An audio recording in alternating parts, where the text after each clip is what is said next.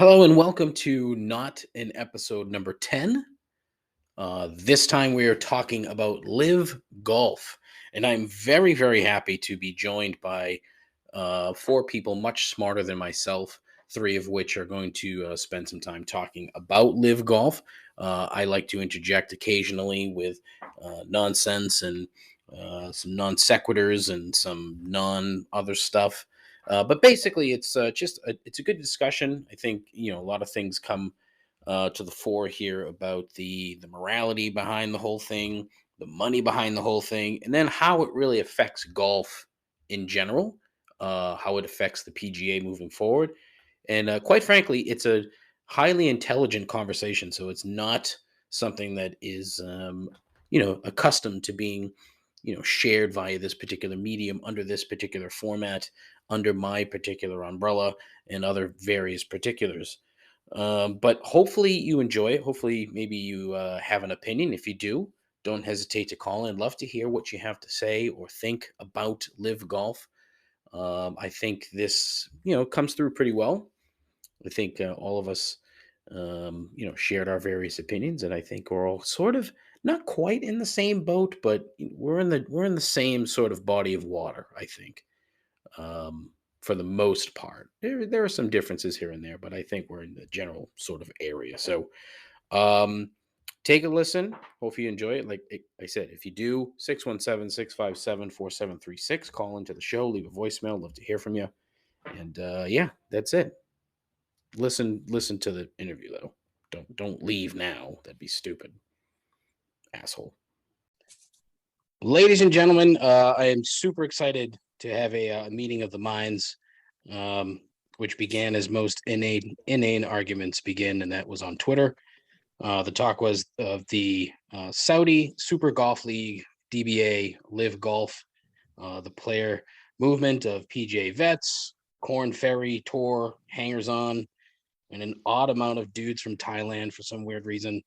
And all of them jumping into the Scrooge McDuck-esque money bin provided by Mohammed bin Salam.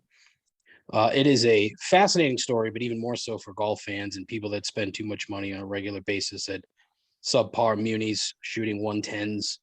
So with that, I am incredibly excited to be joined by an esteemed panel of men to hash this out. I am joined by Connor Bennett, Tim Phaneuf, Joe Scolley, and of course, associate producer Dave. Men, thank you all very much for joining me. How we doing? Hey, Doing what great. an honor to finally make it onto the program. Thanks for having me.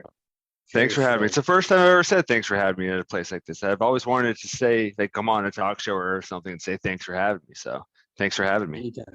No problem. And I gotta just say, this is a fucking group. This is Oh, yeah. nice.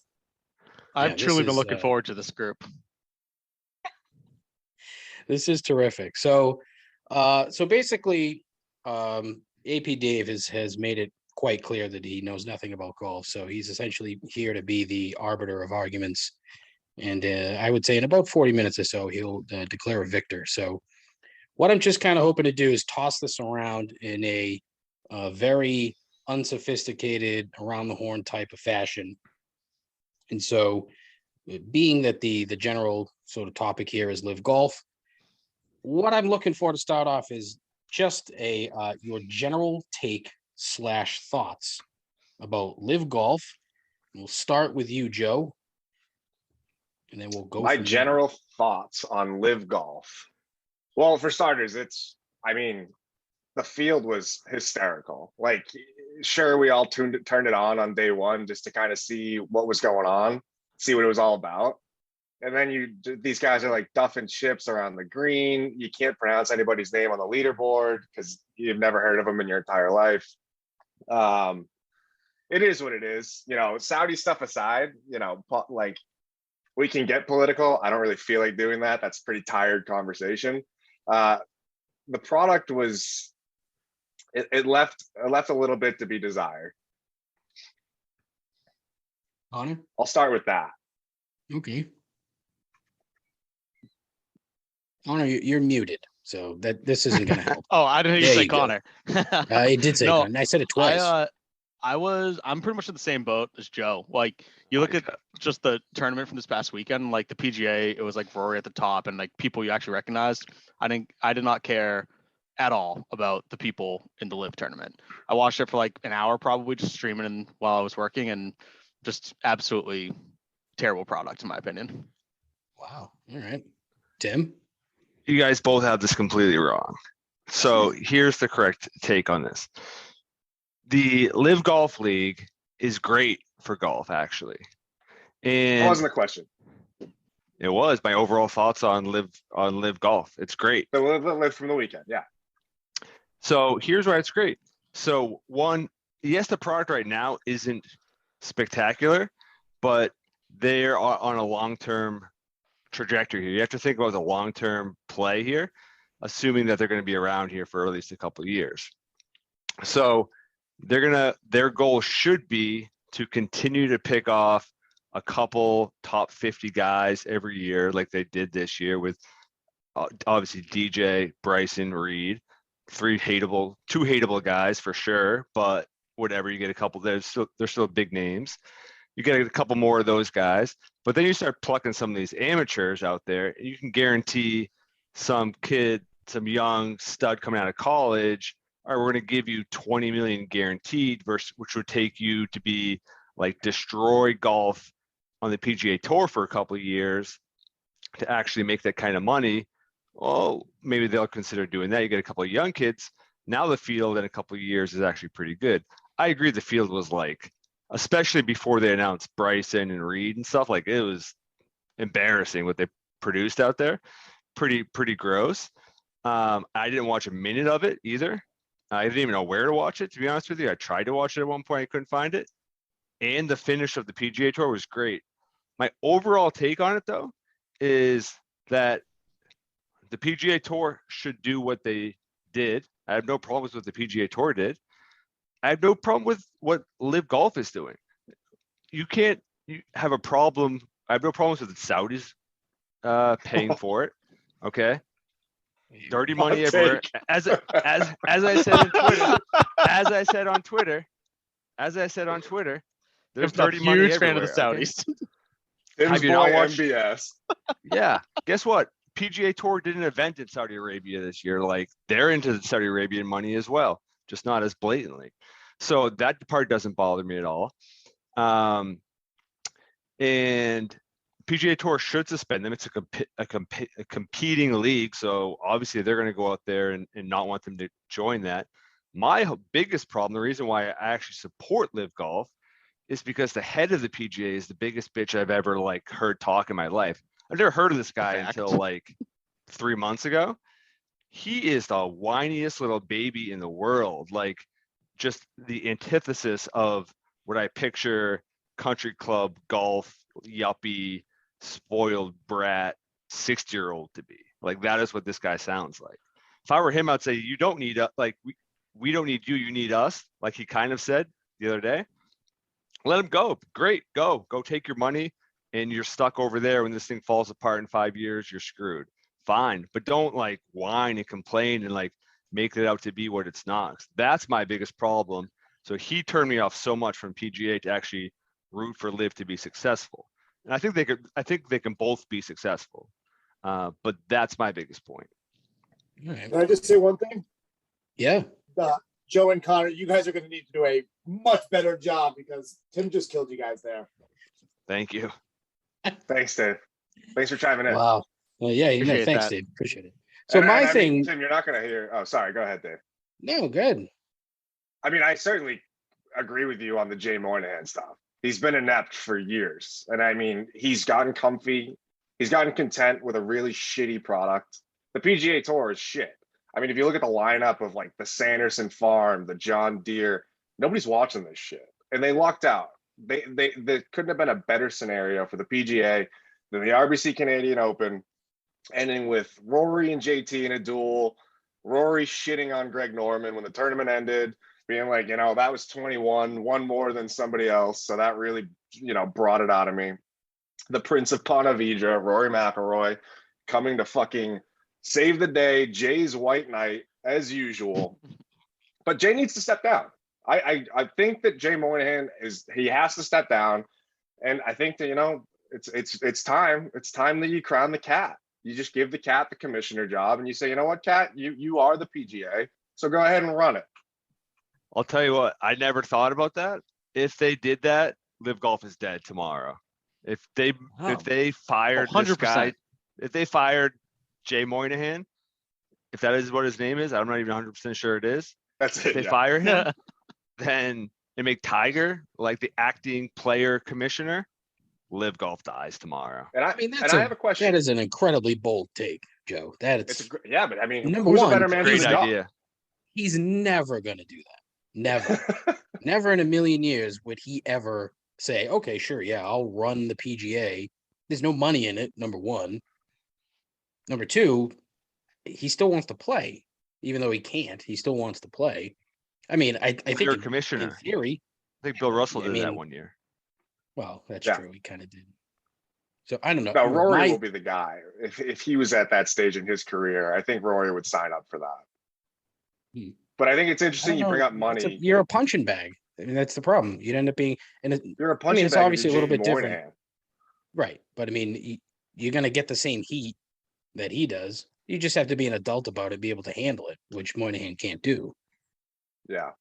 I think it's interesting you bring up money because Tim's talking about, sort of poaching these guys, these young amateurs that are winning the USMs, that are flashing at the Masters, things like that. Mm. I just don't, and I get it. They have what seems to be an infinite sum of money to throw at this thing, but like, at what point does it become really not worth it? I mean, they're not making any money. It's on YouTube because nobody will advertise with the Saudis. Right. I mean, you're throwing 150 mil at DJ. You're throwing upwards of 100 mil at Bryson. You threw 200 mil at Phil, 50 mil at Ian Poulter. Ian fucking Poulter got 50 million euro. 50 million for Ian Poulter? Was that just to draw the Aussie audience? Was that it? I don't know what audience is following Ian Poulter, but he got 50 mil. Poorly dressed audience. Yeah, so it's just like, oh my God, how is that sustainable? It's not. Yeah, but again, it's not. It's like you said, Joe. It's an unending supply of money that they have. It is. Yeah, I just the don't only understand reason this exists. Go ahead. I'm sorry. I would say they have all this money and like they still couldn't have managed some form of a TV deal, some form of like something where the normal person can just like, hey, I'm going to put this on, and like Tim, he had to search for it. Like, how are they ever supposed to bring in extra money besides that? Because everyone dropped their sponsors, everyone sponsored dropped them. So like, look at Phil. Like, what does he have coming in besides from this right now? Because all his sponsors dropped him. What does he have besides $200 million and a shot at $25 million purse 8 times a year? No, yeah, that's the only thing that he has. Like, not like any sponsors coming in for advertising to get them money and all that kind of stuff. He'll find something. He'll latch on with like Caesar's Palace or something because. He loves to gamble and care. Yeah, and they don't care. So, I mean, look, to me, it's you got to find a bunch of guys who aren't that don't have a price on their own sort of morality, right? And unfortunately, the Saudi angle is a huge part of it because, like we've just said a bunch of times, no one is willing to take it on to put it on television. You have to go searching for it on YouTube. There's a reason for that. I keep going back to the same thing, and it's kind of a stupid comparison, but I think it works. The old WCW days with Ted Turner, who had a shit ton of money, started poaching guys from the WWF to make, a competing organization. And it was a little bit different because eventually he ran out of money. These guys aren't going to run out of money. You got to find guys like Phil who, one, they need the money for whatever reason, and two, these hungry amateurs. Like, because if you looked at what the guy who finished last, he made 120 grand. He finished last in the tournament. The guy who finished last at the Canadian Open, he brought home 12 grand. So I mean, if you're an average PGA golfer and you're looking at this, what you're gonna say, oh shit, I should probably go try to make some money, right? Yeah, and I think that's exactly right. The types of guys that are looking at this are gonna be the Henny Duplessis of the world. They're gonna be the Ryan Palmers of the world. And like at the end of the day, I'm still not going out of my way to watch that. And back to the amateur point, like no kid grows up saying like standing on a putting green being like in this to win LIV Golf at Trump Bedminster. What do they say? Like, what's the best tournament in golf? The fucking Masters at Augusta National. They can still play Augusta the Masters. National will not get flexed on. Yeah, They think that they can still Joe, play the yes, it Masters? will by the International in Boylston. You know, like the best Yeah. cars in Massachusetts. Yeah, right. The beautiful International Club in Bolton, Massachusetts. Yeah, you can go play there for like $65. Yeah, exactly. Well, you need to qualify for the Masters. And to qualify for the Masters, unless you've won it, you need to be top 50 in OWGR points. And the Saudi League didn't even apply to be able to give away OWGR points. They realized during the first week of their tournament that they're like, oh shit, like we need to give these guys world ranking points because that's how they qualify for like the tournaments that they actually give a shit about. And they're not just collecting a check. I think that there's two things to think about though. I think it's what it looks like today and what it looks like maybe in, let's say, 2 years, assuming it's still going on in 2 years, right? Because I think that it's And that to me, honestly, Tim, very that's different. That's the It's big very question. different If it's if- still there. right. If it's still there, because again, you add even just 2 or 3 decent guys a year for the next 2 years, that's 5 or 6 more top 50 guys. And then you bring up 2 or 3 young guys to the tour. Maybe you steal one big name. I mean, now you have a field of like 20 pretty good guys, and half of them are, you know, half the field is decent. And then if you can actually get a good field where people actually want to watch it, now, as we've seen with everything, to my original point, no one's going to care where the money's coming from, where it's funded, if people have demand for it. People only care about the Saudi piece now because it's popular, and that's the media-driven point, and that's Jay Monahan being a cocksucker, if I can say that word on here, and continuing to call it the Saudi League and his memos, which again, amateur hour, makes it sound like a sport, like I compare it to like a fantasy football commissioner who's like sour at a bad trade or something. That's what he sounds like just like talking like that. So I think if you can do that, people will eventually want to watch it. And if people want to watch it, they will find advertising for it, and that's how it gets rolling. Now, It could be whether the or not fucking Canadian government tip. A government owning a professional sports league is fucking weird. Very. yeah, well, there's lots of weird things that people enjoy in this world, Joe. Don't weird shame. That's I fair. mean- That's fair. I'm gonna get canceled for that by the Yeah, weird contingency. Jeez. I don't see what the problem with it being a government really is. Like, they're just funding it. If the US bought the NBA, it'd be like, this is fucking weird. Joe Biden's the president of the country and the NBA now.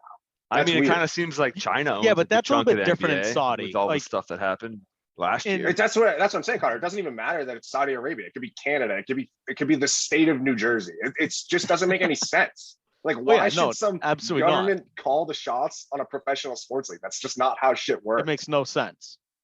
That's part of their plan. They're sports washing the shit out of their bad sort of history. I say Reputation, bad yeah. sort of history. It's not sort of, but I mean that's why they bought Newcastle. It's the same thing. It's like, oh, But okay, let's again- try to be great with in this sport, and then they go to a next one, and then the joke you made about the Saudi basketball league, I wouldn't fucking put that past them at all. So, Dave, I don't know anything about soccer. Who owns Newcastle? Is it the same? Is the government? Same group. Yeah. Okay. So, do people put up a big fuss about that? Oh, huge. Yes. Except, Okay. except, but here's the Still difference, happened, right? though, didn't it? It's still going on. Here's the difference. Newcastle The wasn't difference in, is like- that the guy who owned Newcastle was a shitbag, and he was a terrible owner. So all the supporters were Jay very Monahan. excited that somebody came in that had money. And so what's going to happen now? Newcastle is going to be buying players all over the place. They're going to try to become a Premier League power again, and make people forget who actually owns the club. So to me, it's Okay, the so- same as what's happening with the golf league. Now, look, So it's I never I never begrudge anybody for the way that they spend their money or the way that they make their money because it has nothing to do with me. So I don't really give a fuck. But to me, the look is just horrible. It's a terrible, terrible look. If it succeeds, great. So like when they come to Boston, are you guys buying a ticket and going, going to spend the 60, $70 to go watch a bunch of Thai guys and Patrick Reed like knock a ball around?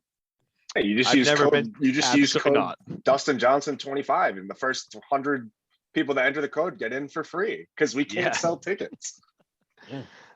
So here's my question, Dave. So Newcastle, their previous owner was an asshole. Yeah.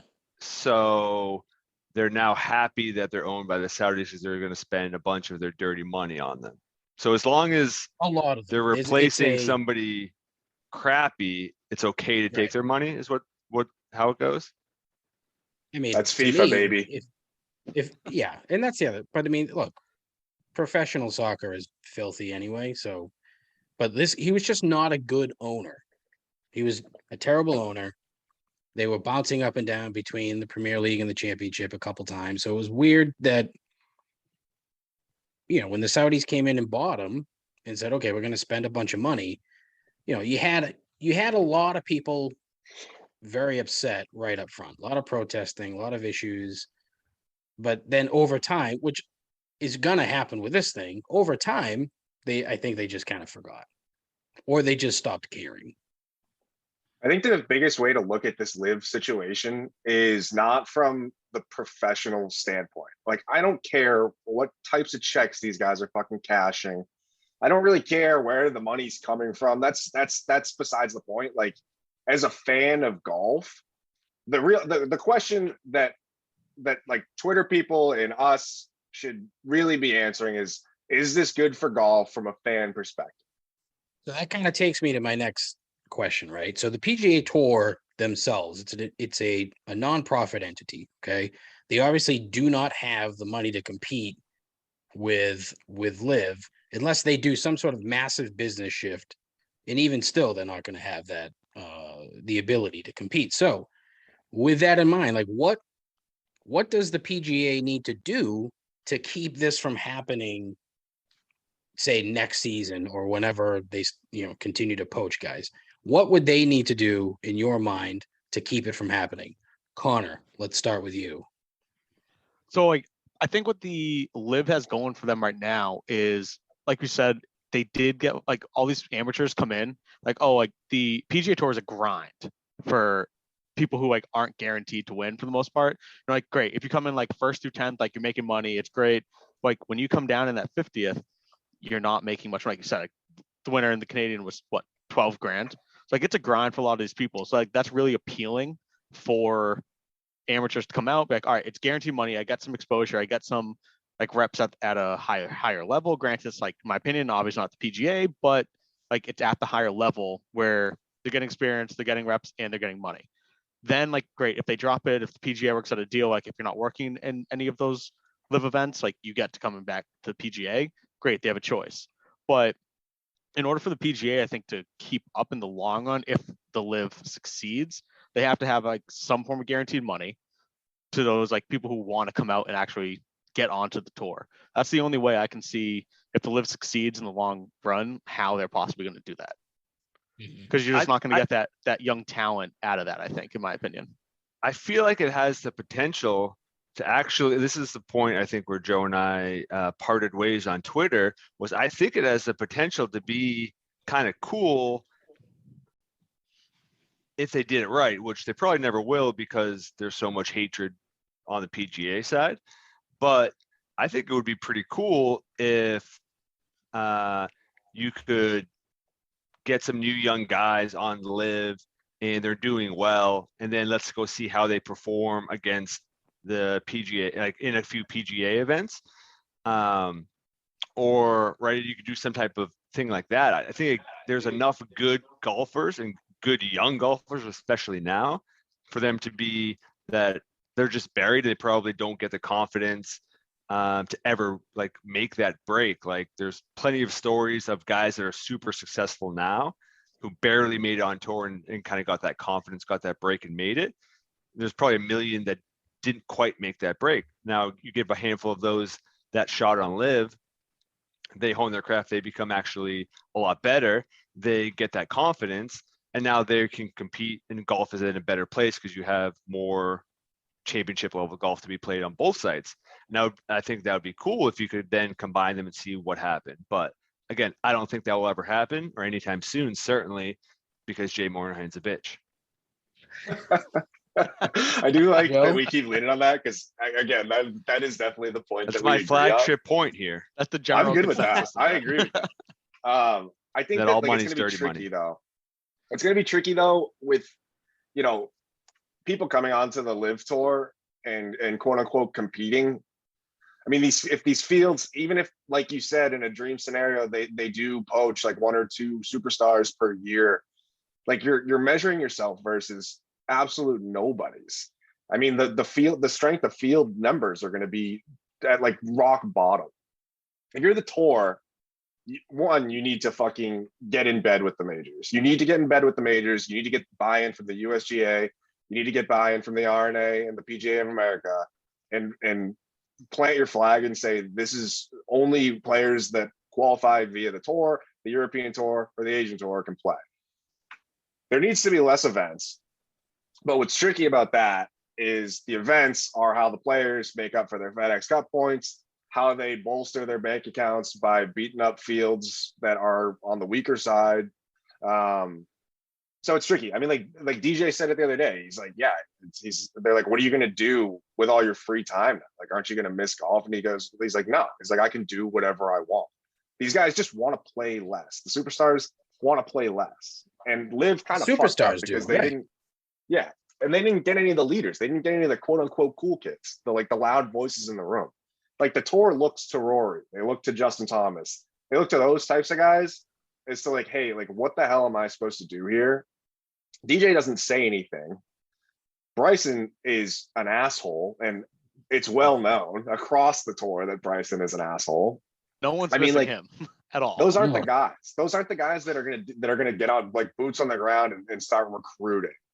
I think it starts to strengthen the field a little bit, right? It's like that found a few. If they didn't have those, I mean, the tours LIV is pointless, right? So, and it'd be interesting to see like if Mickelson didn't put his dumb foot in his mouth, maybe like whatever 2 or 3 months ago, if they could have gotten a handful of other, you know, you're never going to get the Rorys and JTs of the world. Like it just makes no sense for them to want to leave, right? They have the money, they're chasing a legacy, I don't even know a good example, but I would go get Hovland or Cam Smith. Like those would be the types of guys that I would target if I were LIV. Yeah, exactly. Like that type of guy. Like, go get one of those guys. A Tony Finau, even, right? Who was in the running. Like, great name. He stinks. Well, he finished second yesterday. That's pretty good. He stinks. And well, how many times has he finished fucking second, dude? That guy stinks. Multiple times. David, do you have a comment? Me? Yes, you. David? It's your Yeah, friend yourself in the third person. Did you see Nadal win the French Open?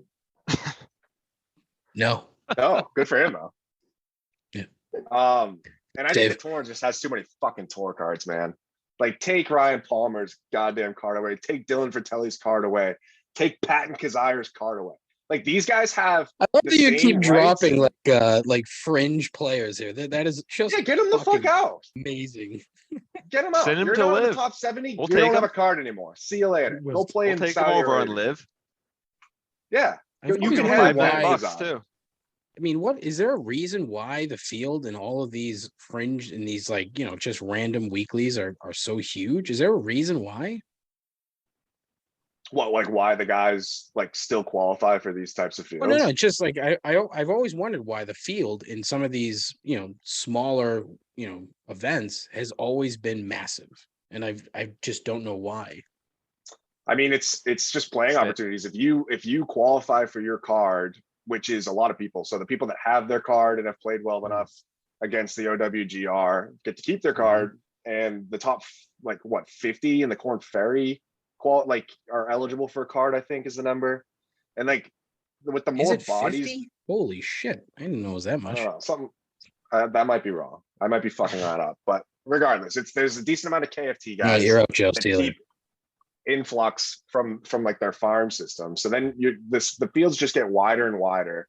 And like that's why they just keep jamming this schedule with stupid events that no one cares about. The Sanderson Farm where the trophy's a freaking giant chicken. Like nobody cares about that. Who's watching that? But like Not me. Somebody, if you're gambling on it, David. and like I think it Yeah, also highlights like Zoom wants me to upgrade if I don't end this in 6 minutes for some weird fucking reason. So we've got 5 minutes to go. Okay, so I would like 30 seconds from each of you on how you think LIV will affect the PGA moving forward. Connor, 30 seconds, go. I don't know if it'll necessarily affect it moving forward in the long run. I think at max it has like a 4-year window of succeeding. If it doesn't succeed in like 4 to 5 years, it's done. PGA will be back to normal. In that 4 to 5 years, if they can figure it out by then, because that's when I'd assume the Saudis might eventually be like, all right, this isn't a good investment, even though they have an infinite amount of money. They will be able to figure it out if they're going to succeed or not. So overall, I don't think it'll affect the PGA that much at all. Like Joe said, maybe a like big name or two overall, but once it fails, everyone will come crawling back anyways. So Joe, 30 seconds. they won't be allowed to, first of all. But I think it could affect the PGA Tour if Brian Harmon is looking at the champion of LIV London saying that Charles Schwartzel just walked out with fucking $4 million. Then like, yeah, maybe little Brian Harmon will jump. But I think that like that will be the types of impact that LIV will have. And hopefully it'll light a fire under the tour's ass and produce a better product. Tim, 30 seconds. I think it'll create just a giant cluster situation for the PGA as guys start to leave. They've drawn such a hard line in the sand that it's going to be hard for them to walk it back. Eventually, the mob turns on Jay Monahan, and he probably loses his job, his house, his wife, his kids, if he has kids, everybody. And at the end of the day, it's really a negative for him out of anybody. Oh, hey, Nolan. Nolan gets 30 seconds. 30 seconds, Nolan, go. Nolan, how are you? Hey, Nolan. Tim, you muted it, Tim. Oh. You're wasting your son's 30 seconds, Tim. Nolan, tell your dad he's dumb. Tim, How you're are you on not the on whole mute? time. Unbelievable. He probably just gave way more insightful info than I did, and you Oh, he muted was him on mute the whole time? Yeah, Yeah, the entire terrible. time. Awful father. So my thing with LIV, right? If they don't produce any of their own young talent, so if they don't manage to take some of these amateurs that somehow grow into superstars, they're dead. I say 3-4 years maximum. And if they don't manage to find like a diamond in the rough somewhere that they can sort of market and put on the poster when that isn't Dustin Johnson or 52-year-old Phil Mickelson, they're in trouble. And so I think that's the biggest problem. So as I said, David, you are the arbiter of the argument. So I need who is the winner of this completely dumb 40-minute conversation? I'm going to be honest. I think Oh, I'm even jeez. more confused than it just died. Hold on. Can you hear me? Classic. Low budget production. We can fix it in post. around here. Are we back? No, Are we back? can't. Are we back? We're back. We're Yes. back. Who wins? All right. So what I was trying to say before the internet cut out is I actually think I'm more confused and torn now than when we first started. Tim definitely had a strong opening, went downhill quick, I thought. Joe and Connor had a nice 1-2 punch, but it's still very hard to, I don't know. The PGA commissioner guy, clearly an idiot, right? He's talking about 9/11. I mean, when you start talking about 9/11 and players going up board, like you're going to never get those players back who left, right? Unless you guys are talking about him getting fired and shit like that. I don't know. This is a tough conversation. I mean, obviously why we're doing it. I think we're all losers here, to be honest with you. Well, that's I can agree accurate. with that. We all knew that. Yeah. Mm-hmm. So, but we need a Well winner. said. Well said. If I had to give a winner, Joe Yes. articulated himself the best. Joe Scolley, ladies and gentlemen, winner of the dumb argument on Live Golf. Listen, guys, this Mostly has because been, he just knows a bunch of random golfers, I feel like. Well, mean, no, That's that's not Tim, fair. I mean, the best part is he's I throwing out appreciated random Tim's golfers. comments. I appreciated Tim's comments about the Saudis, but like you wouldn't stop. It sounds like you love the Saudis for some reason. Like you still don't like them. Joe is the one that started chiming in on the Saudis too. I convinced Joe to also agree that he did, and Dave to come in on the Saudis. So I think I subliminally convinced all of them, and everyone agrees how we feel about Jay Monahan at the end of this. So like, I don't know how I'm not the winner of this, but MBS has sleeper cells everywhere, and apparently we're looking Everywhere. at one right now. yeah. Yeah, apparently. it's Tim's. Guys, this has been awesome. Thank you so much for taking time out of your incredibly busy schedules. The only one with actual responsibilities is Tim. So thank you very much for for that, I guess. But that's it, gentlemen. Celtics this is winning awesome. Golden State. Celtics in again. 6, baby. 107, baby. 103 tonight. Let's go C's. I think Tatum has a good night tonight. Meaning he'll shoot 9 for 32 and score 30 points. But I'll a take win it. is a win. I don't give a shit. So long as they win, that's all I care about. Just win. That's right. All right, All right, guys. Steve. Listen, Sports. See you guys. take care, guys. Good to see you. Yeah. Thanks, guys. Peace. See ya. I hope you enjoyed that. I did. It was a good conversation. Big thank you to AP Dave, to Tim, Connor, Joe. Thank you guys so much for coming on to the show and sharing some thoughts on Live Golf with the audience. And I think that the general sort of consensus was fairly evident between the four of us and what we thought this thing is, will be, can be, et cetera, et cetera. I think we're all sort of in the not really in the same boat, but in the same sort of body of water with this thing. So it's going to be interesting to see how this progresses moving forward, of course. And then I have some people, some other friends that seem to think this is going to die on the branch quickly, whereas I don't think any of us in the last half hour that you heard felt the same way. I think we all think it's going to be around for at least a few years. We'll see how it progresses, but I think my stupid example of the WCW, if you're a giant dork like me, you might get that reference. If not, well, then I don't know what to tell you. You're listening to the wrong fucking show.